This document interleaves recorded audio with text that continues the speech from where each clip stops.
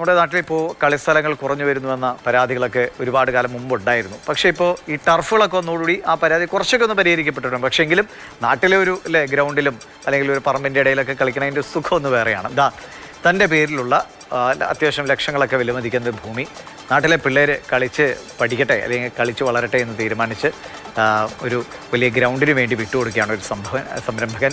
വൈത്തിരിയിലെ honey museum ഉടമയാണ് അദ്ദേഹം. തേനിലൂടെയാണ് അദ്ദേഹം ജീവിതം മുന്നോട്ട് പോകുന്നത്. അപ്പോൾ ആ തേനിൻ്റെ മാധുര്യം നിറഞ്ഞ ഒരു പ്രവൃത്തി അദ്ദേഹം നടത്തുകയാണ്. ഉസ്മാൻ മദാരി അദ്ദേഹമാണ് ഗ്രൗണ്ട് നിർമ്മിക്കാനായി യുവാക്കളെ കായിക ലഹരിയിലേക്ക് കൊണ്ടുവരിക എന്ന ലക്ഷ്യത്തോടെ സ്ഥലം വിട്ടു നൽകുന്നത്.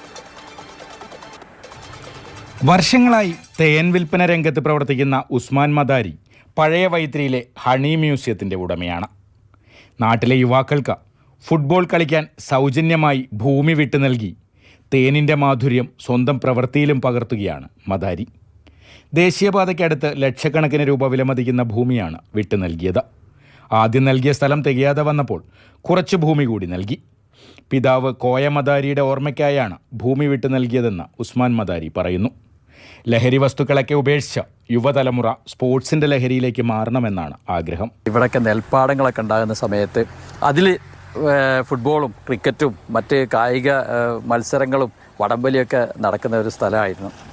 പക്ഷേ ഈടായിട്ട് ഇതിനൊന്നുള്ള സൗകര്യം ഇവിടെ ഇല്ലാതായി. ഒരു 3 കിലോമീറ്റർ 4 കിലോമീറ്റർ പോയിട്ട് വേണം കുട്ടികൾക്ക് കളിക്കാൻ. അങ്ങനെ നിൽക്കുന്ന സമയത്താണ് ഇവിടെ കൃഷിഭവൻ്റെ ചെറിയൊരു കോമ്പൗണ്ടിൽ കുട്ടികൾ ഫുട്ബോളും ക്രിക്കറ്റൊക്കെ കളിച്ചുകൊണ്ടിരിക്കുന്നത്. അപ്പോൾ അവിടെയും കളിക്കാൻ പറ്റാത്ത ഒരു സിറ്റുവേഷൻ വന്നപ്പോൾ ഇതിന് കൂടുതൽ സ്ഥലം ആവശ്യമായി വന്നപ്പോൾ നാട്ടുകാരെല്ലാം കൂടെ ഒരു ജനകീയ ഗ്രൗണ്ട് കമ്മിറ്റി രൂപീകരിക്കുകയും ആ ഗ്രൗണ്ടിന് വേണ്ടിയിട്ടുള്ള സ്ഥലം ഏറ്റെടുക്കാൻ തൊട്ടടുത്തുള്ള സ്ഥലങ്ങളൊക്കെ വാങ്ങിയെടുക്കാൻ തീരുമാനിക്കുകയും ചെയ്തു. ഈ സമയത്താണ് എൻ്റെ അടുത്ത് വരുന്നത്,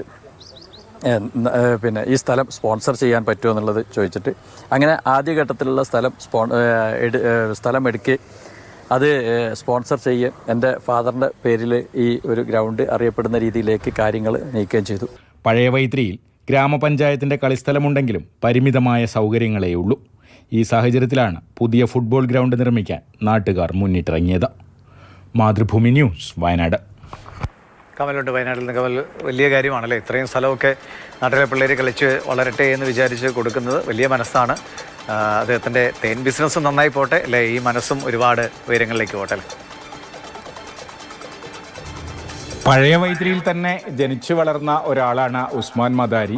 അദ്ദേഹം ആദ്യകാലം മുതൽ തന്നെ ഈ തേനിൻ്റെ ബിസിനസ്സായിരുന്നു, തേൻ വിൽപ്പനയൊക്കെയായിരുന്നു. പിന്നീട് അദ്ദേഹം അതിൽ പടിപടിയായി ഉയർന്ന രാജ്യത്തിൻ്റെ പല ഭാഗത്തും പോയി പലവിധം തേനുകളെക്കുറിച്ച് പഠിച്ചു, തേൻ ശേഖരിക്കുന്നതിനെക്കുറിച്ച് പഠിച്ചു.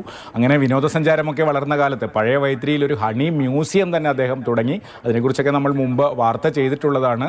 അതൊന്ന് കാണേണ്ട ഒരു സംരംഭം തന്നെയാണ്. കാരണം പലതരം തേനുകൾ, അതുപോലെ തേനിനെക്കുറിച്ച് പഠിക്കാനുള്ള സൗകര്യം, അതുപോലെ തേനിൻ്റെ ബൈ പ്രൊഡക്ട്സ് പലതരം, അങ്ങനെ പലതുമുള്ളൊരു മ്യൂസിയമാണ് അദ്ദേഹം സ്വന്തം നാട്ടിൽ തന്നെ നടത്തുന്നത്. അതിനൊപ്പമാണ് ഈ ഒരു സാമൂഹ്യ സേവനം കൂടി.